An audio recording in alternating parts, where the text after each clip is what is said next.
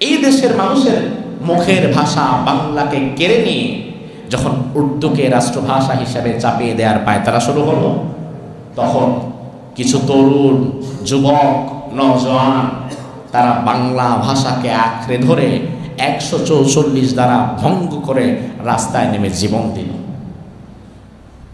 আজ তাদের নাম আমরা শ্রদ্ধার সাথে স্মরণ করছি। কি নাম? আসলে এই নামের মাঝেও কিছুটা বিকৃতি রয়েছে। তার কারণ নাম হচ্ছে রফিকুল ইসলাম, বরকতুল্লাহ, আব্দুল জব্বার, আব্দুস সালাম, অথচ আমাদের ইসলাম ফোবিয়া আছে, যার ফলে আমরা নামের শুরুর নামের শেষের ইসলামটা কেটে দিই। বরকতুল্লাহর বরকত রাখি, আল্লাহটা কেটে দিই। রফিকুল ইসলামের রফিক রাখি, ইসলামটা কেটে দিই। আব্দুস সালামের সালাম রাখি, আব্দুরটা কেটে দিই। এটা কিন্তু একটা ভয়াবহ বিকৃতি। তার কারণ তারা সম্মানিত মানুষ, তারা ভাষার জন্য জীবন দিয়েছে, তাদের কারণে আজ আমাদের রাষ্ট্রভাষা এখনো বাংলা হয়ে টিকে আছে। স্বাভাবিকত বাংলাদেশের জাতীয় নেতা যারা, তাদের নামগুলো যখন আমরা নেই, আংশিক নেই না পুরাপুরি নেই। আমরা কখনো বলি না জিয়াউর রহমান, মজিদ, এটা বললে লোকেরা কষ্ট পাবে, আমরা বলি শেখ মুজিবুর রহমান। তাহলে মানুষের নামের আংশিক বলাটা সম্মান প্রদর্শন নয়, বরং মানুষের নামের পূর্ণাঙ্গ রূপটা তুলে ধরাটা সম্মান প্রদর্শন। অথচ আজ কোথাও কোনো জায়গায় তাদের নামগুলা পুরাপুরি আপনি লিখতে দেখবেন না। এটা হতে পারে ভিন্ন কোনো চক্রান্ত এবং ষড়যন্ত্র, যেন বোঝানো যেতে পারে যে মুসলমানদের সাথে ভাষার কোনো সম্পর্ক নাই। অথচ ভাষার জন্য যারাই জীবন দিল, প্রথম সারির সবাই মুসলমান। ঠিক কিনা? আব্দুস সালাম, বরকতুল্লাহ, রফিকুল ইসলাম, আব্দুল জব্বার কি হিন্দু না মুসলমান? মুসলমান। ভাষার জন্য তারা জীবন দিল, বুকে গুলি খেলো, শহীদ হয়ে গেল। আর আজ ভাষা দিবস আসলে আমরা খাম্বা পূজা শুরু করে দিই।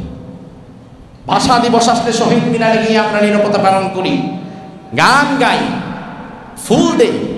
অথচ আমার ভাইরা ভালো করে বোঝেন, শহীদ মিনারে ফুল দিতে দিতে দিতে দিতে যদি আপনি পাহাড় সমপরিমাণ ফুলের স্তূপ করে ফেলেন, সেখানে যারা শুয়ে আছে তারা একটা নেকিও পাবে? তাদের কোনো লাভ হবে? আপনি যদি সেখানে গান গান লাভ হবে? উল্টা ইসলামের সাথে সাংঘর্ষিক। আপনার বাবা মারা গেছে, মৃত্যুবার্ষিকীর দিন আপনার বাবার কবরে কেউ যদি নাচে আর গান গায়, আপনি খুশি হবেন? তাহলে দৌড়ায় দিবেন, বেটা ফাজি, আমার বাপ মরছে আর তুই এখানে এসে গান গাইতেছস, এটা কি গান গাওয়ার জায়গা? কিন্তু ভাষা শহীদদের কাছে আপনি শুধু গানই গাইলেন, গান গাইলেন আর ফুল দিলেন, কি লাভ হলো? এগুলো না করে যদি আপনি তাদের জন্য দোয়া করতেন, তাদের জন্য কিছু সাদকা করতেন, তাদের রুহের মাগফিরাতের জন্য আল্লাহর দরবারে ক্ষমা চাইতেন, তাতে লাভ আছে না নাই? যেহেতু তারা মুসলমান, তারা যেহেতু মুসলমান ছিল, তাদের ইন্তেকালের পরে তাদের জন্য কি করা লাগবে সেটা তো ইসলাম থেকে নেওয়া লাগবে। ইসলাম থেকে আপনাকে নেওয়া লাগবে, আপনি তো ইসলাম থেকে নিলেন না। বাঘ, সিংহ, কুকুর, বিড়াল, গরু, ছাগল, মুরগি, প্রতিটি প্রাণীরই কিন্তু আলাদা আলাদা একটা ভাষা আছে। তবে গরু, ছাগল, হাঁস, মুরগি, কুকুর, বিড়ালের ভাষাটা সুখের ভাষা, দুঃখের ভাষা, আবেগের ভাষা, কান্নার ভাষা, সব ভাষাই এক। কুকুর খুশি হলেও ঘেউ ঘেউ করবে, কষ্ট পেলেও ঘেউ ঘেউই করবে। পাখি খুশি হলেও কিচির মিচিরি করবে, কষ্ট হলেও কিচির মিচিরি করবে। গরু ভালো লাগলেও হাম্বা হাম্বা, কষ্ট হলেও হাম্বা হাম্বা। অর্থাৎ মনের ভাব প্রকাশের জন্য তার মুখে একটাই ভাষা, ওই একটাই ডাক, এছাড়া নতুন কোনো ডাক তার থাকে না। মানুষ এক্ষেত্রে আল্লাহর একটা নেয়ামত পেয়েছে। আল্লাহ তাআলা মানুষকে এমন এক ভাষা দিয়েছে, মানুষের আবেগের ভাষা একরকম, কান্নার ভাষা আরেক রকম, কষ্টের ভাষা একরকম, সুখের ভাষা আরেক রকম। মানুষের ভাষার মধ্যে যতটা সৌন্দর্য আর বৈচিত্র্য রয়েছে, মানুষ ছাড়া পৃথিবীতে অন্য কোনো প্রাণীর ভাষায় এতটা বৈচিত্র্য রয়েছে না। পৃথিবীতে 195টি দেশ, 195টি দেশে মানুষের সংখ্যা 800 কোটি। কত কোটি? 800 কোটি। 800 কোটি মানুষের জন্য ভাষা আবার অনেকগুলা। ভাষা বিজ্ঞানীরা বলছে, বর্তমান গবেষণা করে দেখা যাচ্ছে গোটা পৃথিবীতে মানুষের মুখে যে ভাষাগুলো প্রচলিত, এমন ভাষার সংখ্যা রয়েছে প্রায় 8000। কয় হাজার? আপনি আমি সর্বোচ্চ 2, 1, 3, 4 ভাষার সাথে পরিচিত, অথচ পৃথিবীতে 8000 ভাষা আছে, 8000 শব্দ আমাদের মুখস্থ নাই, অথচ ভাষা আছে 8000। আর 8000 ভাষায় কিন্তু মানুষ কথা বলছে কোনো না কোনো প্রান্তে। দেশ একটা, একই দেশে একাধিক ভাষার ব্যবহার আছে না নাই? যেমন ভারতে কি শুধু হিন্দি নাকি আরো ভাষা আছে? বাংলা ভাষা আছে না? তামিল, তেলেগু, আরো মারাঠি টারাঠি কত কিছু আছে। চট্টগ্রাম তো বাংলাদেশ, হ্যাঁ, চট্টগ্রামের আলাদা একটা ভাষা, এটা হচ্ছে উপভাষা। বাংলাদেশের মূল ভাষা বাংলা, তবে চট্টগ্রামের আঞ্চলিক একটা ভাষা আছে, সিলেটের একটা আঞ্চলিক ভাষা আছে। এগুলো হচ্ছে উপভাষা, যেগুলো আন্তর্জাতিকভাবে ভাষার স্বীকৃতি না পেলেও উপভাষা, এবং প্রত্যেক জাতি তার উপভাষাতে কথা বলতে স্বাচ্ছন্দ্য বোধ করে। এত ভাষার সৃষ্টি দুনিয়াতে। আপনি জানেন কি এই ভাষার স্রষ্টা মূলত কে? না, অন্য কেউ? কোন বিজ্ঞানী কোন ভাষা বানাই দিয়ে গেছে আজ পর্যন্ত? আইজ্যাক নিউটন যত তথ্যই দিক না কেন, কোন একটা ভাষা আবিষ্কার করতে পেরেছে? না। কোন বিজ্ঞানী কিন্তু প্ল্যান করে, প্ল্যান মাফিক, যে আমি একটা ভাষা বানাবো, আজকে থেকে আমি শব্দ লেখা শুরু করলাম, আমার ভাষার নাম হবে অমুক ভাষা, এমন নাম দিয়ে কোনো বিজ্ঞানী আজ পর্যন্ত কোনো ভাষা তৈরি করতে পারেনি। প্রতিটি ভাষার শেকড় খুঁজতে খুঁজতে খুঁজতে খুঁজতে গভীরে গিয়ে দেখবেন স্রষ্টার পরিচয় পাওয়া যাচ্ছে না। কিন্তু প্রতিটি ভাষা এত চমৎকারভাবে সাজানো গোছানো মনের ভাব প্রকাশের জন্য, তার মানে বুঝে নিতে হবে প্রতিটি ভাষার পেছনে একজন নিখুঁত স্রষ্টার মহা পরিকল্পনা রয়েছে। আর ওই স্রষ্টা দুনিয়ার কেউ না, ওই স্রষ্টা যিনি, তিনি কে? এজন্য ইসলামের ফিলোসফি হচ্ছে কোনো ভাষাকে খাটো করে দেখা যাবে না, সেটা যেই ভাষাই হোক না কেন, কারণ ওই ভাষাটাও আমার আল্লাহর সৃষ্টি। ওই ভাষাকে খাটো করে দেখা যাবে না। আমাদের কাছে মনে হতে পারে চায়না ভাষা কি কঠিন, সারাদিন চ্যাং চং প্যাং পং করতে থাকে, কিচ্ছু বোঝা যায় না, অথচ চাইনিজদের কাছে আবার আমাদের ভাষা আরো কঠিন। তার মানে প্রত্যেক জনপদের মানুষের জন্য সেই জনপদের ভাষাকে যিনি সহজ করে দিয়েছেন তিনি কে? আল্লাহ তাআলা। পৃথিবীর 800 কোটি মানুষ 195টি দেশে বাস করছে, ভাষার সংখ্যা প্রায় 8000। এত ভাষার মাঝে যদি আপনার কাছে প্রশ্ন করা হয় পৃথিবীর সবচাইতে প্রাচীনতম ভাষা কোনটা,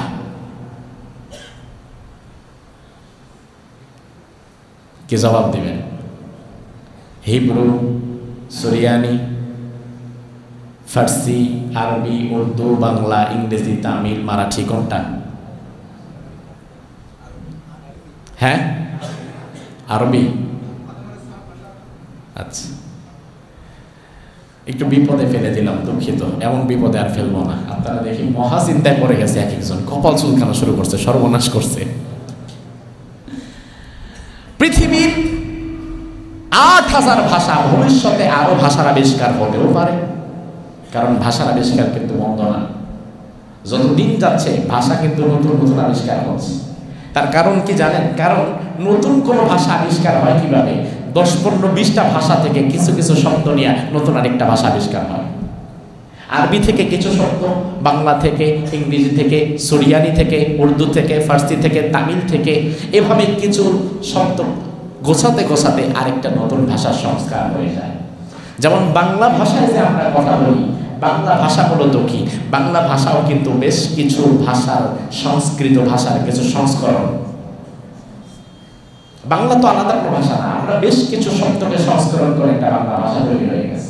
তেমন এই ভাষাকে কাটছাট করে ভবিষ্যতে আরেকটা ভাষা তৈরি হয়ে যেতে পারে। ভাষার আবিষ্কার বন্ধ না। তবে পৃথিবীতে যত ভাষাই থাকুক না কেন, সকল ভাষার একমাত্র প্রাচীনতম ভাষা হচ্ছে আরবি ভাষা। সুবহানাল্লাহ বলবেন? কোন ভাষা? কোন ভাষা? আল্লাহর হাবিব সাল্লাল্লাহু আলাইহি ওয়াসাল্লাম বলেন, তোমরা তিন কারণে আরবিকে ভালোবাসবা, তিন কারণে তোমরা আরবিকে গুরুত্ব দিবা। এক নাম্বার কারণ হচ্ছে, আমি নবীর মাতৃভাষা আরবি, আমার মাতৃভাষা যেহেতু আরবি, সেহেতু তোমরা আরবিকে গুরুত্ব দিবা। দুই নাম্বার, লুগাতুল কোরআন, লুগাতুল আরবিয়া, কোরআনের ভাষাটাও আরবি, এই জন্য তোমরা আরবি ভাষাকে গুরুত্ব দিবা। আর তিন নাম্বার, লুগাতুল জান্নাহ, লুগাতুল আরবিয়া, জান্নাতের ভাষাটাও হবে আরবি, এজন্য তোমরা আরবি ভাষাকে গুরুত্ব দিবা। সুবহানাল্লাহ। রাসূলের ভাষা কি ছিল? জোরে কোন? কোরআনের ভাষা কি? আবার আমরা ডেস্টিনেশন, আমাদের গন্তব্য যে জান্নাহ, ওই জান্নাতের ভাষা কি? আরবি। এখন পৃথিবীর প্রাচীনতম ভাষা আরবি, এই বিষয়ে আমি দৃঢ়তার সাথে বলতে পারি। তার কারণ পৃথিবীর প্রাচীনতম মানুষ যিনি, পৃথিবীর আদি মানুষ যিনি, যার থেকে গোটা দুনিয়ার 800 কোটি মানুষের সৃষ্টি হয়েছে, তিনার নাম কি? আদম আলাইহিস সালাম। তিনার সৃষ্টি কি দুনিয়াতে না জান্নাতে? আমাদের সৃষ্টি যদিও দুনিয়াতে আমরা জন্মগ্রহণ করেছি, তবে আদম আলাইহিস সালামের সূচনাটা ছিল জান্নাতে। যেহেতু জান্নাতের ভাষা আরবি, এজন্য আমাদের বাবা আদমের ভাষাও ছিল আরবি। জান্নাতের ভাষা যেহেতু আরবি, বাবা আদম আলাইহিস সালামের ভাষাও ছিল আরবি। তো পৃথিবীর প্রথম মানুষটা যদি আরবিতে কথা বলে, তাহলে পৃথিবীর প্রথম ভাষা কি উর্দু, ফার্সি, ইংরেজি? কোন ভাষা? আরবি। তার মানে ভাষা কিন্তু নতুনভাবে সৃষ্টি হয় না, কোনো একটা ভাষা থেকে কিছু শব্দ নিয়ে কাটছাট করে করে করে করে আরেকটা ভাষা সৃষ্টি হয়। সেদিক থেকে ধরতে গেলে পৃথিবীর সব ভাষার বাপ হচ্ছে আরবি ভাষা। কথা কি বুঝতে পেরেছেন? কারণ আরবি থেকে শব্দ নিতে নিতে নিতে নিতে তারা ভিন্ন একটা ভাষা বানিয়ে ফেলেছিল এক সময়। এভাবেই পৃথিবীতে ভাষার সৃষ্টি। এবার আল্লাহ সুবহানাহু ওয়া তাআলা কোরআনুল কারীমের মধ্যে ভাষার ব্যাপারে কি বলছেন দেখি। রব্বুল আলামিন কোরআনুল কারীমের সূরাতুর রহমানের মধ্যে বললেন, আর রহমানু আল্লামাল কুরআনা খলাকাল ইনসানা আল্লামাহুল বায়ান। সুবহানাল্লাহ। সূরা আর রহমানের প্রথম 4টি আয়াত। প্রথমে আল্লাহ বললেন আর রহমান, আমি আল্লাহ তাআলার রহমান, আমার দয়ার কোনো শেষ নাই, মায়ার কোনো শেষ নাই, আমার রহমতের কোনো শেষ নাই। অগণিত অসংখ্য রহমতে আমি তোমার জীবনকে সাজিয়েছি। আমার সবচাইতে বড় রহমত হচ্ছে আল্লামাল কোরআন, আমি তোমাদেরকে কোরআন উপহার দিয়েছি এবং কোরআন শিক্ষা দিয়েছি। তাহলে রহমানের সবচেয়ে বড় রহমতের নাম কোরআন। রহমানের সবচেয়ে বড় রহমতের নাম কোরআন, যেটা আমরা পেয়েছি। তবে আমরা সেই অভাগা জাতি যারা রহমত পাইছি কিন্তু কদর করতে পারি নাই। মুসলমান যদি কোরআনকে রহমত হিসাবে গ্রহণ করত, কোরআনকে যদি মুসলমান পড়তো, জানতো, বুঝতো এবং কোরআনের বিধিবিধান দিয়ে যদি সমাজ এবং রাষ্ট্র পরিচালনা করত, তাহলে মুসলমান এবং সেই রাষ্ট্র গোটা পৃথিবীর মধ্যে 1 নাম্বার রাষ্ট্রে পরিণত হয়ে যেত। কারণ আল্লাহ তাআলা, আপনি একটা বিষয় লক্ষ্য করেন, দুনিয়াতে কোন নবীকে আল্লাহ তাআলা আমেরিকায় পাঠায় নাই, কোন নবীকে আল্লাহ তাআলা সেই সিঙ্গাপুরে পাঠায় নাই। দুনিয়ার লক্ষ লক্ষ নবী, হাজার হাজার নবীকে আল্লাহ তাআলা পাঠিয়েছেন মধ্যপ্রাচ্যে। সৌদি আরব, ইরাক, ইরান, সিরিয়া, প্যালেস্টাইন, মিশর, জর্ডান, এই সকল অঞ্চলে দুনিয়ার সকল নবীদের আগমন ছিল। ওই অঞ্চলগুলো হচ্ছে গোটা দুনিয়ার মাঝে মধ্যপ্রাচ্য, গোটা দুনিয়ার ম্যাপে এরা মাঝখানে আছে।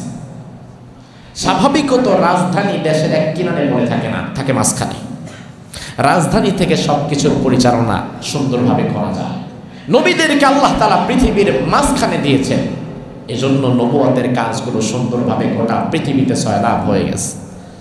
আল্লাহ তাআলা মুসলমানদেরকে এমন একটা ভূখণ্ডে দিয়েছেন, যেই ভূখণ্ডটাকে বলা হয় পৃথিবীর নাভি।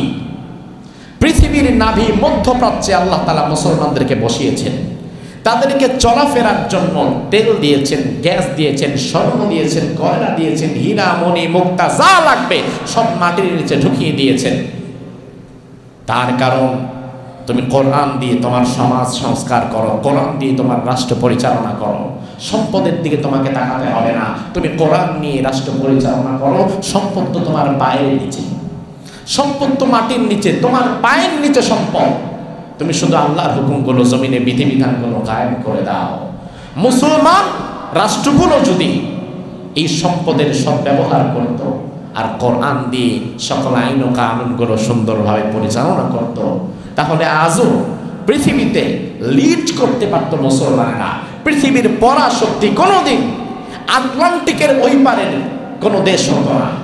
আমেরিকা কোনোদিন পৃথিবীর পরাশক্তি হওয়ার যোগ্যতাই রাখত না। পৃথিবীর পরাশক্তি হতো তারা যারা পৃথিবীর নাভিতে যাদের বসবাস, যাদের পায়ের নিচে তেল গ্যাস সব খনিগুলো যাদের পায়ের নিচে চুমু খাচ্ছে, তারা পৃথিবীকে লিড করতে পারত, তারা পৃথিবীর রাজ সিংহাসনে বসে যেত। কিন্তু মুসলমান যখন কোরআন ছেড়েছে আর পাশ্চাত্যের মানুষের পা চাপা শুরু করেছে, তখন পৃথিবীর সেন্ট্রাল লিডারশিপটা মধ্যপ্রাচ্য থেকে আটলান্টিকের ওই পারে আমেরিকার কাছে চলে গেছে। কই নদীর পারের কোন জায়গার কি, কই সাগর পাড়ি দিয়ে 21 ঘন্টা লাগে বাংলাদেশ থেকে আমেরিকা যাইতে, পৃথিবীর এক সিপার মধ্যে পড়ে আছে তারা। অথচ তারা গোটা পৃথিবীর সুপার পাওয়ার হয়ে গেছে। আর পৃথিবীর মাঝখানে যারা, তারা তেল ওঠায়, গ্যাস ওঠায়, স্বর্ণ ওঠায়, কয়লা ওঠায়, খায় দায় আর ফুর্তি করে, মনে করছে এটাই জীবন শেষ। আল্লাহ সুবহানাহু ওয়া তাআলা বলছে, বান্দা আমি রহমান, আমি কোরআন শিক্ষা দিয়েছি। খলাকাল ইনসান, আমি মানুষ বানিয়েছি। আল্লামাহুল বায়ান, শুধু মানুষ বানিয়ে দুনিয়াতে মানুষকে ছেড়ে দেই নাই। দুনিয়াতে আল্লাহ তাআলা পশু পাখিগুলোকে বানানোর পরে একটা নির্দিষ্ট ডাক ছাড়া কোনো ভাষা তাদের দেন নাই। কিন্তু দুনিয়াতে মানুষকে বানানোর আগে থেকেই আল্লাহ তাআলা মানুষের জন্য এক বিশাল নেয়ামত ভাষাকে বানিয়ে রেখেছেন, যেন মানুষ সৃষ্টিগতভাবে একের সাথে অপরের সুন্দরভাবে ভাষা দিয়ে কথা বলতে পারে। আল্লাহ রাব্বুল আলামিন আদম আলাইহিস সালামকে যখন বানালেন, আদম আলাইহিস সালামকে তৈরি করার পরে তিনি কিছুই জানতেন না, চুপচাপ দাঁড়িয়ে আছে। সামনে ফেরেশতারা দাঁড়িয়ে আছে। ফেরেশতাদের সামনে আল্লাহ তাআলা নতুন একটা আকৃতি বানালেন। এবার আল্লাহ তাআলা দেখলেন স্বাভাবিকত আদমের চাইতে ফেরেশতাদের মর্যাদা তো বেশি, কিন্তু আল্লাহ তাআলা চাইলেন আদম আলাইহিস সালামকে বিশেষ কিছু জ্ঞান আল্লাহ তাআলা জানিয়ে দিবেন যেটা ফেরেশতারা জানে না। এই জন্য জ্ঞানের কারণে যেন আদমের মর্যাদা বেড়ে যায়। এই জন্য কোরআনে কারীম আমাদেরকে জানাচ্ছে, ওয়া আল্লামা আদামাল আসমাআ কুল্লাহা, আমি আল্লাহ রাব্বুল আলামিন আদমকে বানানোর পরে দুনিয়াতে যত পশু পাখি হবে, যত গাছপালা হবে, যত ভাষার সৃষ্টি হবে, সকল ভাষা, সকল পশু পাখি, সকল কিছুর নাম আমি আল্লাহ আদমকে জানিয়ে দিয়েছিলাম।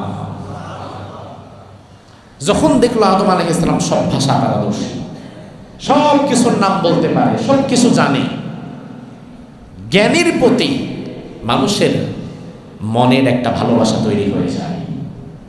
আপনি দেখবেন, আপনি স্বাভাবিকত কাউকে দেখতে পারেন না, তার বেশি একটা ভালো লাগে না আপনার, কিন্তু তার কাছ থেকে যদি মাঝে মাঝে জ্ঞানপূর্ণ কিছু কথা আপনি শুনতে পান, তখন অজান্তেই তার প্রতি আপনার একটা ভালোবাসা তৈরি হবে যে আরে বাবা, লোকটা তো অনেক জানে, জ্ঞানী মানুষ। জ্ঞানের প্রতি মানুষের একটা শ্রদ্ধার জায়গা তৈরি হয়ে যায়। ফেরেশতারা যখন দেখলো আদম আলাইহিস সালাম অনেক কিছু জানে, সব ভাষায় পারদর্শী, তখন ফেরেশতারা আদম আলাইহিস সালামের প্রতি তাদের নজরকে অবনত করে দিল। আল্লাহ তাআলা বললেন সিজদা দিতে, ফেরেশতারা সিজদা দিয়ে আদমকে সম্মানিত করে দিল। এভাবে করে আল্লাহ সুবহানাহু ওয়া তাআলা ভাষা শিখিয়েছেন। এবার আসি, ভাষা তো অনেক, ৮,০০০ ভাষা, সুরিয়ানি, তিব্রানি, আরবি, উর্দু, ফার্সি, তামিল, মারাঠি, বাংলা, কত ভাষা। তো এই সকল ভাষার মাঝে মাতৃভাষার গুরুত্ব ইসলামে আছে না নাই? ভালো করে বোঝেন। রাসূলের ভাষা আরবি, জান্নাতের ভাষা আরবি, কোরআনের ভাষা আরবি, এজন্য আরবিকে আমরা ভালোবাসি, কথা ঠিক। তবে আমার কাছে আমার বাংলা ভাষাটা প্রায়োরিটি পাবে, কারণ এটা আমার মাতৃভাষা। কোরআন মাতৃভাষার প্রতি গুরুত্ব দিয়েছে, ইসলাম মাতৃভাষার প্রতি গুরুত্ব দিয়েছে। রাসূল সাল্লাল্লাহু আলাইহি ওয়াসাল্লাম কোন সাহাবীকে যদি কোনো অঞ্চলে দাওয়াতি কার্যক্রমের জন্য পাঠাতে চাইতেন, তখন আগে দেখতেন ওই অঞ্চলে দাওয়াতি কাজ করার মতো ওই অঞ্চলের মানুষের ভাষাটা কে বলতে পারবে। আমি একটা অঞ্চলে দাওয়াতের জন্য কিছু মানুষ পাঠাবো, ওই অঞ্চলের মানুষ একেবারে উর্দু ফার্সি ছাড়া কিচ্ছু বোঝে না, তখন উচিত হবে ওই অঞ্চলে উর্দু ফার্সি ভালো বলতে পারে, বোঝাতে পারে এমন কাউকে দিয়ে পাঠানো। তার জ্ঞান যদি কম হয় তাও তাকে দিয়ে পাঠানো, কারণ ভাষার একটা বিষয় আছে। এই যে আমি আপনাদের সাথে মাতৃভাষায় কথা বলছি, আপনারা তন্ময় হয়ে আমার কথা শুনছেন, আমার এই কথা বা তার চাইতেও অধিক গুরুত্বপূর্ণ কথা যদি কোনো আরবি শায়েখ এসে এখানে বক্তব্য দিতেন ১-১.৫ ঘন্টা, আপনারা দেখতেন তাকায় থাকতে থাকতে থাকতে এক সময় ঘুমায় যেতেন। কারণ যা বলতেছে শায়েখ, হ্যাঁ বড় শায়েখ, ভালো কিছুই বলতেছে, তবে দুর্ভাগ্য আমি তো বুঝতেছি না। এজন্য আরবি ভাষা মাতৃভাষার প্রতি একটা গুরুত্ব আছে। কোরআনুল কারীম আমাদেরকে মাতৃভাষার বিষয়ে বললেন, ওয়া মা আরসালনা মির রাসূলিন ইল্লা বিলিসানি কওমিহি লিয়ুবাইয়িনা লাহুম ফায়ুযিল্লুল্লাহু মান ইয়াশা'উ ওয়া ইয়াহদি মান ইয়াশা' ওয়া হুয়াল আজিজুল হাকীম। সুবহানাল্লাহ। আল্লাহ রাব্বুল আলামিন বললেন, জমিনে আমি যত নবী রাসূল পাঠিয়েছি, সব নবী রাসূলকে আমি যেই জাতির কাছে পাঠাবো সেই জাতির ভাষার মধ্যেই পাঠিয়েছি। আরবদের নবী আরবদের ভাষায় এসেছে, ইরাকের নবী ইরাকের ভাষায় এসেছে, ফিলিস্তিনের নবী ফিলিস্তিনের ভাষায় এসেছে। একজন নবীকে আরেকজনের ঘাড়ে অন্য ভাষা দিয়ে চাপিয়ে দেই নাই। দুনিয়ার সব গোত্রের মাঝে নবী যখন পাঠিয়েছি, ওই নবীকে স্বজাতির ভাষা দিয়ে পাঠিয়েছি। তার কারণ হচ্ছে লিউবাইয়িনা লাহুম, নবীরা উম্মতদেরকে জান্নাত জাহান্নাম হাসর নাসর মিজান পুলসিরাত দুনিয়া আখিরাত সব কিছু বিস্তারিতভাবে বোঝাবেন। এখন বোঝাবার জন্য ওই ভাষায় পারদর্শিতা থাকার দরকার আছে না নাই? এখন ধরেন বাঙালি জাতি আমরা, আমাদেরকে যদি আল্লাহ কোনোদিন কোনো নবী দিত, তাইলে কি আরবি ভাষায় দিত না বাংলা ভাষায়? অবশ্যই বাংলা ভাষায়। কারণ যেই গোত্র যেই ভাষা ব্যবহার করে আল্লাহ তাআলা ওই গোত্রে ওই ভাষার মধ্যে দিয়ে আল্লাহ সুবহানাহু ওয়া তাআলা নবী প্রেরণ করেন। এই জন্য রাসূল সাল্লাল্লাহু আলাইহি ওয়াসাল্লামকে শুধু আরবি ভাষাই দেন নাই, বরং গোটা আরবের লক্ষ লক্ষ মানুষের মাঝে সর্বোত্তম ভাষা ব্যবহারকারী যদি কেউ হতেন সেটা মুহাম্মদুর রাসূলুল্লাহ। আল্লাহর হাবিব কোনোদিন কোথাও পড়াশোনা করেছেন? কথা হয় না। কোনো শিক্ষকের কাছে রাসূল গিয়েছে? কোনো university, college, high school, school, মাদ্রাসা কোথাও রাসূল পড়েছে কোনোদিন? কিন্তু পড়াশোনা ছাড়া বিশুদ্ধ ভাষা শেখাটা সহজ না কঠিন? অত্যন্ত কঠিন। ভাষার শব্দ প্রয়োগটা অত্যন্ত কঠিন। রাসূলুল্লাহ সাল্লাল্লাহু আলাইহি ওয়াসাল্লাম বললেন, আনা আফসাহুল আরব, এই আরববাসী আমি নবী চ্যালেঞ্জ করলাম তোমাদেরকে, আমি তো কোনোদিন কোথাও পড়াশোনা করি নাই, তোমরা তো অনেক পড়াশোনা করেছো, তবে আমি পড়াশোনা না করে তোমাদেরকে চ্যালেঞ্জ করলাম, আনা আফসাহুল আরব, গোটা আরবের মধ্যে সবচাইতে ফাসিহ বিশুদ্ধ ভাষী কেউ যদি থাকে সেটা আমি নবী মুহাম্মদুর রাসূলুল্লাহ। রাসূলুল্লাহ ছিলেন সর্বোত্তম ভাষা ব্যবহারকারী। আমার ভাইরা, ভাষা এতটা গুরুত্বপূর্ণ দাওয়াতি কাজের জন্য। মুসা আলাইহিস সালামকে আল্লাহ বললেন, মুসা ইযহাব ইলা ফিরআউন ইন্নাহু তাগা। তোমার দায়িত্ব হচ্ছে তুমি ফেরাউনের কাছে যাবা, তার কাছে গিয়ে, সে তো পথভ্রষ্ট হয়ে গেছে, তাকে দ্বীনের পথে দাওয়াত দিবা, আল্লাহর উলুহিয়্যাত রুবুবিয়্যাত তাওহীদের পথে তাকে আহ্বান করবা। যাও, তোমাকে দায়িত্ব দিলাম, ফেরাউনের কাছে যাও। মূসা আলাইহিস সালাম আল্লাহরে বলে, আল্লাহ, ফেরাউনের কাছে যাব দাওয়াত দেওয়ার জন্য, কথা ঠিক আছে, তবে যাওয়ার আগে আমার কিছু আরজিও আছে। আল্লাহ বললেন, কি লাগবে বলো। মূসা আলাইহিস সালাম বলে, আল্লাহ, আমি একা যাব না, বরং আমার ভাই হারুনকেও আমার সাথে পাঠাও। ওয়া আখি হারুন হুয়া আফসাহু মিন্নি লিসানা, আমার ভাই হারুনকে আমার সাথে পাঠাও। আল্লাহ বলে, কেন? মূসা আলাইহিস সালাম বলে, আল্লাহ, হুয়া আফসাহু মিন্নি লিসানা, কথাবার্তা বলার ক্ষেত্রে যদিও আমি নবী আর তিনি হারুন আমার সহকারী, তবে কথাবার্তা বলার ক্ষেত্রে হারুন পারদর্শী বেশি। আমার তো কথা বলতে গেলে একটু তোতলামি চলে আসে, জিহ্বাটা আড়ষ্ট হয়ে যায়, জড়তা চলে আসে, কথাটা বের হতে চায় না। কিন্তু হারুন তো কথা ভালো বলতে পারে, কথা গোছায় বলতে পারে, জড়তা তার নাই। তুমি তাকে পাঠাও, কারণ ফেরাউনের কাছে গিয়া যখন দাওয়াত দিতে গিয়া আমার জড়তা আসবে, তোতলামি থাকবে, তখন ফেরাউন তো আশ্বাস শুরু করবে, তো কথাই বলতে পারে না, আবার আসছে আমার দাওয়াত দিবে। এই জন্য আল্লাহ, আমি একা না গিয়ে আমার সাথে হারুন যাক, হারুন গেলে আমার কাজটা সহজ হয়ে যাবে। মূসা আলাইহিস সালামের জিহ্বার মাঝে কিছুটা জড়তা ছিল, জানেন তো? কথা হয় না? আমাদের অনেক ভাইদের জিহ্বায় জড়তা আছে, কিছু আছে জন্মগতভাবে জড়তা, আবার কিছু আছে জন্মের পরে কোনো একটা রোগের কারণে জড়তা তৈরি হয়ে গেছে, চিকিৎসা নিচ্ছে। মূসা আলাইহিস সালাম তো নবী, দুনিয়ার কোন নবীকে আল্লাহ তাআলা খুঁত দিয়ে দুনিয়াতে পাঠায় নাই। দুনিয়ার সব নবীরা ছিল নিখুঁত, কোন নবীর মাঝে কোনো অসুস্থতা, কোনো খুঁত আল্লাহ তাআলা জন্ম থেকে দেয় নাই। হ্যাঁ, পরবর্তীতে পরীক্ষার জন্য, সাময়িকের জন্য দিতে পারে। যেমন আইয়ুব আলাইহিস সালামকে সাময়িক সময়ের জন্য অসুস্থতা দিয়েছিলেন, কিন্তু নবী যিনি হবেন তাকে হতে হবে স্মার্ট। তার পোশাক আশাক, চলাফেরা, ভাষা, তার ব্যক্তিত্ব, পার্সোনালিটি, সব দিক দিয়ে নবী হবে ওই অঞ্চলের মানুষের মাঝে স্মার্ট। কারণ আমি এমন একজনের কথা শুনতেছি, জিনার আল্লাহ দিলে মুখ দিয়ে দুর্গন্ধ, জিনার চুল দিয়ে একেবারে ময়লা গলে পড়তেছে, এমন মানুষের কথা স্বাভাবিকত মানুষ স্বাচ্ছন্দ্য বোধ করে না শুনতে। এজন্য নবীরা ছিলেন স্মার্ট, নিখুঁত, কোন নবীকে আল্লাহ খুব দেয় নাই। তাহলে মূসা নবীর জিহ্বায় আবার জড়তা হলো কেন? মূসা আলাইহিস সালাম ছোট্টবেলায় লালিত পালিত হয়েছিলেন ফেরাউনের কাছে। ফেরাউন মূসা আলাইহিস সালামের আগমনকে ঠেকাবার জন্য ইউযাব্বিহুনা আবনাআকুম ওয়া ইস্তাহিয়ুনা নিসাআকুম, ছোট ছোট বাচ্চা মেয়েদেরকে ধরে ধরে দাসী বান্দি বানিয়ে ফেলেছিল, আর ছেলেদেরকে ধরে ধরে জবাই করে ফেলা হচ্ছিল। যে ঘরে যখনই ছেলে সন্তান জন্মগ্রহণ করত, ওই ছেলে সন্তানকে ফেরাউনের লোকেরা গিয়ে জবাই করে দিয়ে আসতো।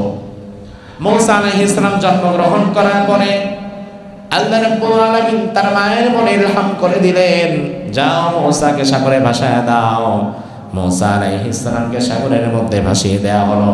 মূসা আলাইহিস সালাম ভাসতে ভাসতে সাগরের ঘাটে ভাসতে ভাসতে আসিয়া তার কাছে চলে গেছে। আসিয়া গোসল করার সময় দেখে সুন্দর একটা বাক্স, বাক্সের মধ্যে ফুটফুটে একটা বাচ্চা। এত সুন্দর বাচ্চা আসিয়া কোনোদিন দেখে নাই। আসিয়া এটারে নিয়ে গেছে রাজদরবারে। ওই সময় হত্যার মিশন চলতেছিল, যেই জন্মগ্রহণ করবে তারে মেরে ফেলা হবে। ফেরাউন যখন দেখলো আমার ঘরে ছোট্ট একটা বাচ্চা নিয়ে আসছে, তাড়াতাড়ি জবাই করার জন্য হাত দিয়েছে। আসিয়া বলল, জবাই করা দরকার নাই, এত সুন্দর বাচ্চা, এত ফুটফুটে বাচ্চা, সে কোনোদিন আপনার শত্রু হতে পারে না। আপনি বাকি যারে পান মারেন, কিন্তু এটারে মারা যাবে না। সুবহানাল্লাহ বলবেন না? আল্লাহ রাব্বুল আলামিন কার ঘরে কাকে লালন পালন করে বোঝা যায় না। হয়তোবা আপনাকে ধ্বংস করবে সে, আপনার ঘরে তৈরি হচ্ছে যে, এমন হওয়ার সম্ভাবনা আছে না? নাই? ফেরাউন ধীরে ধীরে বাচ্চাটা বড় হতে লাগলো। দূর থেকে বাচ্চাটাকে দেখতেছে, ভালো লাগতেছে। মূসা আলাইহিস সালামের বয়স যখন তাফসীরের মধ্যে এসেছে 3 থেকে 4 বছর, ছোট্ট বাচ্চা, কেবল একটু একটু হাঁটা শিখেছে। ওই মুহূর্তে ফেরাউন মুসা আলাইহিস সালামকে নিয়ে মাঝে মাঝে আদর করতো, চুমু খেত। একদিন ফেরাউন যখন মুসা আলাইহিস সালামকে কোলে নিয়েছে আদর করার জন্য, মুসা আলাইহিস সালাম যদিও বড় হওয়ার পরে নবী হবেন, তবে ছোটবেলা থেকেই তো আল্লাহ তাআলা তাকে মনোনীত করে রেখেছেন। এই জন্য নবুয়তের মেজাজ আলাদা। আমরা যেমন ছোটবেলায় অনেক বান্দরামি, ফাইজলামি, দুষ্টামি করি, বড় হয়ে না হুজুর হয়েছি, ভালো হয়েছি। কিন্তু মুসা আলাইহিস সালাম ছোটবেলায় কোনো খারাপ কাজ করবে না, কারণ নবীদের ছোটবেলাটাও আল্লাহ তাআলা হেফাজত করে রেখেছেন। নবীরা যেমন ছোটবেলায় কোনো দুষ্টামি না করে, ছোট্টবেলায় না বলে আরেকজনের পেন্সিল নিয়ে যাওয়া, আরেকজনের গাছের একটা ফল না বলে পেটে খাওয়া, চুরি করা, এগুলো তো কম বেশি আমরা সবাই করেছি। বড় হওয়ার পরে না বুঝ শক্তিটা আসে, কিন্তু মুসা আলাইহিস সালাম তো এটা কোনোদিন করবে এটা ভাবাও তো যায় না।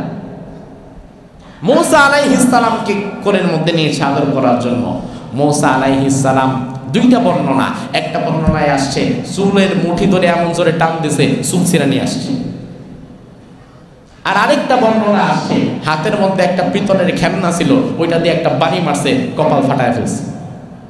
ফেরাউন চিন্তা করে, খিরে ভুল হয়েছে নাকি কোথাও, বাচ্চা সে মারলো কেমন, এত জোরে মারছে যে হতো, তার মানে আমার তো এখন মনে হচ্ছে আমি জানে মারার জন্য এতগুলা বাচ্চারে জবাই করলাম, এটা সেটা, কিন্তু এত জোরে মারে, যাও এখনই তারা জবাই করতে হবে, আমি আমার রাজ সিংহাসন হারাতে চাই না। আসিয়া বলল, আপনি এটা কোনো কাজ করবেন? এই ছোট্ট একটা বাচ্চা একটু না হয় একটু হাত দিয়ে লাগাইছে, একটু টানটুন দিছে, আপনি বয়স হয়ে যাচ্ছে, চুল দুইটা ছিঁড়ে গেছে, এজন্য এত মন খারাপ করবেন? ফেরাউন চিন্তা করে, বাড়িটা আমি কি খাইছি, আমি তো বুঝি কি জোরে মারছে, বাড়ি তো আর তুমি খাওয়া নাই, না রে জবাই করতে হবে। আসিয়া বলে, আচ্ছা ঠিক আছে, আপনার তো সন্দেহ হচ্ছে যে এটা মুসা হবে। হ্যাঁ, আমার সন্দেহ মানে একেবারে 99%। আর একটু বাকি আছে না? আর একটু বাকি আছে। এটা পরীক্ষা করার জন্য একটা কাজ করি, সামনে আমরা একটা জায়গায় রাখবো স্বর্ণের একটা দলা, গোল্ড, আরেক জায়গায় তার সাথে রাখবো আমরা আগুনের একটা দলা, যেন দুইটার কালার কাছাকাছি, দেখি এই বাচ্চা কোনটা ধরে। সে যদি গিয়ে আগুনে হাত না দিয়ে স্বর্ণেই হাত দেয়, তাহলে বুঝে নিব যে আসলেই সে ছোটবেলা থেকেই বুঝতেছে ভালো, সে মোসা হবে। আর যদি সে আগুনে হাত দেয় তাহলে কিন্তু মোসা না। ফেরাউন কয়, আচ্ছা ঠিক আছে, দেখি। দুইটা জিনিস সামনে রাখা হলো, স্বর্ণও রাখা হলো, আগুনের দলাও রাখা হলো। দুটি জিনিস রাখার পরে এবার মুসা আলাইহিস সালামকে ছেড়ে দেওয়া হলো। মুসা আলাইহিস সালাম যদিও নবী হবেন বড় হয়, কিন্তু ছোটবেলা থেকেই বুদ্ধি আছে না নাই? কথা হয় না? জীবনে কোনোদিন আগুনে হাত দিব না, স্বর্ণের দিকে তিনি হাত বাড়াচ্ছেন। আসে কয়, আল্লাহ গেল রে, আর বাঁচাবার মতো কোনো উপায় নাই। ফেরাউন চোখ বড় বড় করে তাকায় আছে, আরে সর্বনাশ, এটাই কি তাহলে সেই বাচ্চা? এ তো স্বর্ণের কাছেই যাচ্ছে। আল্লাহ বলে, জিবরাইল, স্বর্ণে হাত দিলে পুরো প্ল্যান শেষ হয়ে যাবে, খেলা তো আরো বাকি আছে, মাত্র না শুরু। যাও, মুসার হাতটা সরায়া দিয়ে আগুনের দিকে দিয়ে দাও। স্বর্ণের কাছাকাছি গিয়ে স্বর্ণে হাত দিতে দিতে দিতে দিতে ঘটনার ক্লাইম্যাক্স পরিবর্তন হয়ে হিস্টোরি পরিবর্তন হয়ে গেছে। স্বর্ণ হাত দিতে দিতে দিতে স্বর্ণের হাত না দিয়ে আগুন ধরে ফেলছে। আগুন ধরছে তো ধরছে, আগুন ধরে আবার মুখ দিয়ে ফেলছে। এবার জিব্বা গেছে পড়ে, কান্নাকাটি শুরু করেছে। আসিয়া আদর করতেছে, দেখছেন আপনার জন্য আজকে বাচ্চাটার কত কষ্ট হইল। ফেরাউন বলে, না হাহারে, শুধু শুধু বাচ্চাটার মুখে আগুন দেয়া লাগলো, এত সুন্দর একটা বাচ্চা, অথচ আজকে মুসা মুখে আগুন দিছে, কালকে তোমার সিংহাসনে আগুন ধরাবে, ঠিক না? এটা আল্লাহ সুবহানাহু ওয়া তাআলার মহা পরিকল্পনা। আমার ভাইয়েরা, এই জন্য মুসা আলাইহিস সালামের জিহবায় তখন থেকে একটু জড়তা সৃষ্টি হয়ে গেছিল। এজন্য মুসা আলাইহিস সালাম দাওয়াতি কাজগুলো করার আগে আল্লাহ বলেছেন, আল্লাহ রব্বিশরাহ লি সাদরি ওয়া ইয়াসসির লি আমরি ওয়াহলুল উকদাতাম মিন লিসানি ইয়াফকাহু কওলি। আয় আল্লাহ তাআলা, আমার সাহসটা বাড়ায় দেন, আমার বক্ষকে উন্মুক্ত করে দেন, যেন কোনো কথা বলতে আমি ভয়ে কেঁপে না উঠি। যেন ফেরাউনের মতো জালিমের সামনে আমি সাহসিকতার সাথে কথা বলতে পারি। আমার জিহ্বার যে আড়ষ্টতা এগুলো দূর করে দেন। আল্লাহ সুবহানাহু ওয়া তাআলা এই আয়াতগুলোর শেষে বলেছিলেন, তুমি যা দোয়া করেছো সব কবুল করে নিলাম। তাতে প্রমাণ হয় মুসা আলাইহিস সালাম এই দোয়ার পরে পরে আল্লাহ তাআলা তার জিহ্বার আড়ষ্টতাকে আবার দূর করে দিয়েছিলেন। কারণ একজন নবী সারা জীবন তোতলা থাকবে এটা হতেই পারে না। সাময়িক সময়ের জন্য আল্লাহ দিয়েছেন, আবার দোয়া করেছেন, ভালো করে দিয়েছেন। এজন্য দাওয়াতি কাজের জন্য বিশুদ্ধ ভাষা এর গুরুত্ব আছে না নাই? মাতৃভাষার গুরুত্ব আছে না নাই? ভাষা এত দামি, রাসূল সাল্লাল্লাহু আলাইহি ওয়াসাল্লাম বললেন, তোমরা ভাষা ব্যবহারে সংযত হও, যেখানে সেখানে কথা বলো না। যা খুশি তাই বলে সে হচ্ছে পাগল, আর যা খুশি তাই খায় ছাগল। কথা বলতে পারবেন বলে সব জায়গায় কথা বলা ঠিক না। কারণ আল্লাহ তাআলা বলেছেন, মা ইয়ালফিযু মিন কাওলিন ইল্লা লাদাইহি রাকিবুন আতীদ। তোমার জবান থেকে এমন কোন কথা, এমন কোন শব্দ বের হয় না যেটা আমার ফেরেশতারা খাতার মধ্যে না ওঠায়। এমন বলছে, আপনি আর আপনার বন্ধু পাশাপাশি, সামনে আরো 2-3 জন মানুষ, আপনি আস্তে করে বলুন, ভাই এত আস্তে বললেন, আপনার বন্ধু বলে শুনলাম না কি বললি, এমন হয় না? আপনি জানে বলছেন সে পর্যন্ত ভালো করে শোনে নাই। আল্লাহ বলে, বান্দা সে যেটা শুনে নাই ওই অস্ফুট স্বরের কথাটাও তোমার আমলনামায় উঠে গেছে, কিছুই বাদ যাবে না। এই জন্য রাসূল বলেছেন, মাইয়াদমান লি মা বাইনা লাহইয়াই ওয়া মা বাইনা রিজলাই আদমানা লাহুল জান্নাহ। কেউ যদি আমি নবীকে 2 ঠোঁটের মাঝখানের জিহ্বা আর 2 পায়ের মাঝখানের গোপনাঙ্গ এই দুটোর নিরাপত্তা দিতে পারে, মিস ইউজ হবে না, এই নিরাপত্তা কেউ যদি দিতে পারে, আমি নবী তাকে জান্নাতের গ্যারান্টি দেব। আরো জোরে বলেন। এজন্য আমার ভাইরা, যেখানে সেখানে যা খুশি তাই বলা যাবে না। 1952 সালে যখন বাংলাদেশে, তখন তো বাংলাদেশ ছিল না, পূর্ব পাকিস্তান, এই দেশের মানুষের মুখের ভাষা বাংলাকে কেড়ে নিয়ে যখন উর্দুকে রাষ্ট্রভাষা হিসাবে চাপিয়ে দেওয়ার পায়তারা শুরু হলো, তখন কিছু তরুণ যুবক নওজোয়ান তারা বাংলা ভাষাকে আঁকড়ে ধরে 144 ধারা ভঙ্গ করে রাস্তায় নেমে জীবন দিল। আজ তাদের নাম আমরা শ্রদ্ধার সাথে স্মরণ করছি। কি নাম? আসলে এই নামের মাঝেও কিছুটা বিকৃতি রয়েছে। তার কারণ নাম হচ্ছে রফিকুল ইসলাম, বরকতুল্লাহ, আব্দুল জব্বার, আব্দুস সালাম, অথচ আমাদের ইসলাম ফোবিয়া আছে, যার ফলে আমরা নামের শুরু নামের শেষের ইসলামটা কেটে দিই। বরকতুল্লাহর বরকত রাখি, আল্লাহটা কেটে দিই। রফিকুল ইসলামের রফিক রাখি, ইসলামটা কেটে দিই। আব্দুস সালামের সালাম রাখি, আব্দুরটা কেটে দিই। এটা কিন্তু একটা ভয়াবহ বিকৃতি। তার কারণ তারা সম্মানিত মানুষ, তারা ভাষার জন্য জীবন দিয়েছে, তাদের কারণে আজ আমাদের রাষ্ট্রভাষা এখনো বাংলা হয়ে টিকে আছে। স্বাভাবিকত বাংলাদেশের জাতীয় নেতা যারা, তাদের নামগুলো যখন আমরা নেই, আংশিক নেই না পুরাপুরি নেই। আমরা কখনো বলি না জিয়াউর রহমান, মজিদ, এটা বললে লোকেরা কষ্ট পাবে, আমরা বলি শেখ মুজিবুর রহমান। তাহলে মানুষের নামের আংশিক বলাটা সম্মান প্রদর্শন নয়, বরং মানুষের নামের পূর্ণাঙ্গ রূপটা তুলে ধরাটা সম্মান প্রদর্শন। অথচ আজ কোথাও কোনো জায়গায় তাদের নামগুলা পুরাপুরি আপনি লিখতে দেখবেন না। এটা হতে পারে ভিন্ন কোনো চক্রান্ত এবং ষড়যন্ত্র, যেন বোঝানো যেতে পারে যে মুসলমানদের সাথে ভাষার কোনো সম্পর্ক নাই।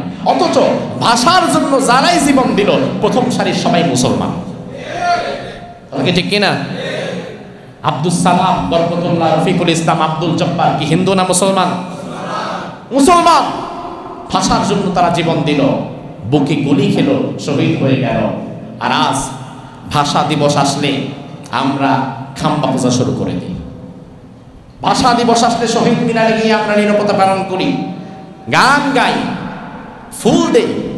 অথচ আমার ভাইরা ভালো করে বোঝেন, শহীদ মিনারে ফুল দিতে দিতে দিতে দিতে যদি আপনি পাহাড় সমপরিমাণ ফুলের স্তূপ করে ফেলেন, সেখানে যারা শুয়ে আছে তারা একটা নেকিও পাবে?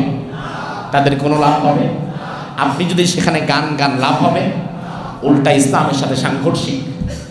আপনার বাবা মারা গেছে, মৃত্যুবার্ষিকীর দিন আপনার বাবার কবরে কেউ যদি নাচে আর গান গায়, আপনি খুশি হবেন?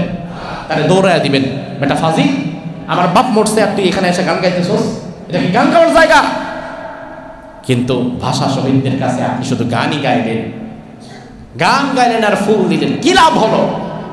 এগুলো না করে যদি আপনি তাদের জন্য দোয়া করতেন, তাদের জন্য কিছু সাদকা করতেন, তাদের রুহের মাগফিরাতের জন্য আল্লাহর দরবারে ক্ষমা চাইতেন, তাতে লাভ আছে না নাই?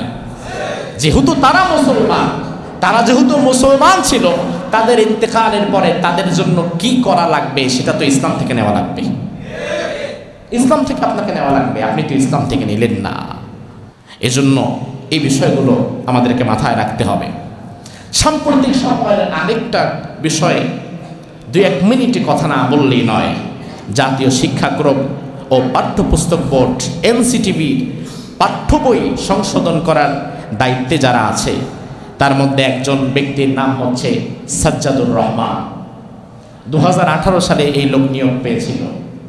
তার আরেকটা উপনাম হচ্ছে রাখাল রাহা। এই ব্যক্তি বেশ কিছুদিন পূর্বে তার ফেসবুক স্ট্যাটাসে এই সাম্প্রতিক সময়ে আল্লাহকে এবং রাসূলকে নিয়ে বাজেভাবে কটূক্তি করেছে। এই বিষয়টা হয়তো অনেকে জানেন, অনেকে জানেন না। অনেক জাতীয় দৈনিক সহকারে অনেক জায়গায় সংবাদ প্রচার হয়েছে।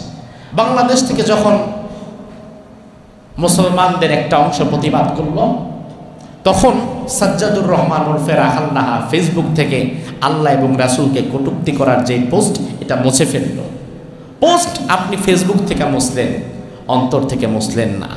সব চাইতে বড় কথা হচ্ছে, বাংলাদেশের 18 কোটি মুসলমানের সন্তান যেই পাঠ্যপুস্তক পড়ে বেড়ে উঠবে, ওই পাঠ্যপুস্তক সংশোধনীর দায়িত্বে যদি রাখাল রাহা সাজ্জাদুর রহমানের মতো ধর্মবিদ্বেষী, আল্লাহ বিদ্বেষী, নবী বিদ্বেষী কোন জালেমকে বসিয়ে রাখা হয়, তাহলে এই জাতির সন্তানগুলো তো পরবর্তীতে আব্দুল কাদের জিলানী না, বরং তারা তসলিমা নাসরিনের মতো এক একটা ডাকাত তৈরি হবে। তারা ধর্মবিদ্বেষী নাস্তিক তৈরি হবে। বাংলাদেশের মুসলমান, এদেশে যেহেতু মুসলমান 92% মুসলমানের সন্তান যে শিক্ষা ব্যবস্থা পরে বেড়ে উঠবে, সেই শিক্ষা ব্যবস্থা যাদের হাতে, তাদেরকেও যাচাই বাছাই করার দরকার আছে না নাই? আপনারা আওয়াজ তুলেছেন, সংস্কার চাই, সংস্কার চাই, সংস্কার চাই। সংস্কার করবেন কারে দিয়ে? স্বৈরাচার আর রাখাল রাহাদের মতো ধর্মবিদ্বেষীদেরকে দিয়ে সংস্কার করবে? এখনো তো তারা এনসিটিভির দায়িত্বে বসে আছে, এখনো তারা বাংলাদেশের প্রতিটা সেক্টরে বসে আছে। এইভাবে করে কিয়ামত পর্যন্ত সংস্কার হবে না। সংস্কার হবে তখন যখন এই জালিম গোলাদের টেনে নামিয়ে ওইখানে ভালো মানুষদেরকে নিয়োগ দিতে পারবেন। শিক্ষা ব্যবস্থা গুরুত্বপূর্ণ একটা জায়গা। শিক্ষায় যেই জাতির ভেজাল, ওই জাতির চরিত্রের মধ্যেও ভেজাল। শিক্ষা ব্যবস্থার মতো গুরুত্বপূর্ণ জায়গায় ধর্মবিদ্বেষী লোক কিভাবে সুযোগ পায় আমাদের বুঝে আসে না। এই জন্য অনতি বিলম্বে তার জায়গা থেকে তাকে অপসারণ করে আরেকজন ভালো ইমানদার কাউকে সেখানে বসানো হোক, এবং আল্লাহ এবং রাসূলের নামে বিদ্বেষ পোষণ করার কারণে বাংলাদেশের রাষ্ট্রীয় আইন যদি না থাকে, প্রয়োজনে আইন সংস্কার করে ধর্মবিদ্বেষী নাস্তিক যারা হবে, মুরতাদ যারা হবে, যারা আল্লাহকে কটূক্তি করবে, যারা রাসূলকে কটূক্তি করবে, বাংলাদেশের আইন সংস্কার করে তাদেরকে ফাঁসির আইনে দণ্ডিত করেন। নিজের দলের রাজনীতির জন্য কত সংবিধান আপনি সংস্কার করলেন, কত আইন পরিবর্তন করলেন। আল্লাহ এবং রাসূলের সম্মান হেফাজতের জন্য নতুন করে কিছু আইন সংস্কার করার দরকার আছে না নাই? অন্যথায় কোনোদিন সংস্কার হবে না। জালিমরে পাশে বসাইয়া সংস্কার করা কোনোদিন যাবে না। আমরা দেখতে পেলাম বিগত দিনে এক ব্যক্তিকে গুম করা হয়েছে। তার স্ত্রী থানায় গেছে স্বামীর খোঁজখবর নেওয়ার জন্য। তার স্ত্রীকে র্যাবের একজন কর্মকর্তা থানার মধ্যে বেঁধে ফেলে ধর্ষণ করেছে। দেখছেন না আপনারা? অবাক করা বিষয়। রমজান মাস রোজা ভাঙ্গায়া তারপরে ধর্ষণ করেছে, স্বামীর গুম করছে, স্ত্রী খোঁজ নিতে গেছে, স্ত্রীকে র্যাব কর্মকর্তা ধর্ষণ করছে। রমজান মাসে রোজা ভাঙ্গায় ধর্ষণ করছে। ওই নারী কষ্ট যন্ত্রণা সহ্য করতে না পেরে আল্লাহ তাকে সারা দিয়ে মৃত্যুবরণ করেছে। বিচার যদি আপনারা করতে চান, ওই আলেপুদ্দিন নামের যে র্যাব কর্মকর্তা এই অপকর্ম করেছে, এই জঘন্য কাজ করেছে, তাকে শুধুমাত্র গ্রেফতার করে বিচার হবে না, বরং বিচার যদি করতে চান, যেই নারীকে পাশবিকভাবে ধর্ষণ করে বিদায় করেছে, ওই নারীর কবরের সামনে অর্ধবুক পর্যন্ত মাটি খুঁদেন, সেখানে ওই আলেপুদ্দিনকে অর্ধবুক পর্যন্ত ডাবায় দেন, এরপরে পাথর নিক্ষেপ করে জাজরা করে বিদায় করে দেন। একজন জালিমের বাচ্চার শাস্তি নিশ্চিত করে, বাকিগুলার পেটের ভাত হজম হয়ে যাবে, অন্যথায় সংস্কার কোনোদিন হবে না। শিক্ষা ব্যবস্থাকে সংস্কার করেন, আইন শৃঙ্খলা পরিস্থিতিকে সংস্কার করেন। আল্লাহ সুবহানাহু ওয়া তাআলা এই কথাগুলো এ দেশ ও জাতির দায়িত্বরত যারা আছে তাদেরকে বোঝার তৌফিক দান করুন, বলি আমিন।